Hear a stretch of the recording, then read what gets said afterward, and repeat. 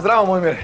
Kaj je, kuham, veš? Andrej, oprost, ker te tako nadlegujeva, ampak a imaš ti mogoče kakšno učinkovito sredstvo proti ušem?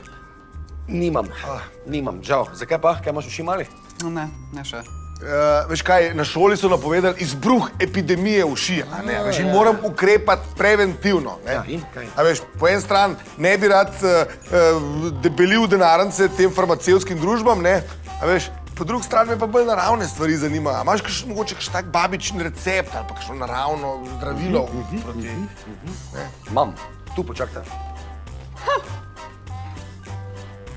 Op! Hecam se! To se pa ne hecam, primi to. Primi. Evo, lepo fino, znaš ti videl. Kaj bo tebi zdaj, Andrej, te bo zrihtal. 1, 2, 3, glej. Vzameš čebulo na polovico in lepo fino to vtreš v lase. To niče ne špara, to se kar vtre notri na globoko, lepo fino. To greš lepo fino, tak, evo, to. Evo, to. Pol vzameš česen, lepo ga daš na pol. Evo ga, vidiš? To je to. In lepo greš po vratu. Lepo greš okrog, to lepo fino vse. Bravo, bravo, bravo, tudi malo vlase. Nič ne šparaš. In evo, to je to. Čakaj, zdaj, Andrej, me pa presenetil na popolni črti. Ja. Nikoli si ne predstavljal, da je čebula pa česen, da so učinkoviti proti ušem.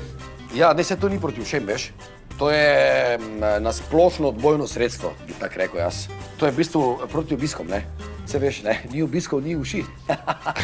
To je pa dobro. To je pa tudi učinkovita, ne? Ja. Ja, hvala ti, Andrej, no, prosti, no. Ajde, čau, ajde. Staviš. Spet greva. Kaj ta Andrej vse zmore? Si videl ti to? Jaz sem domov, Leon, ti pa kar stokaj počakaj, ne? Kaj smrdiš, kaj...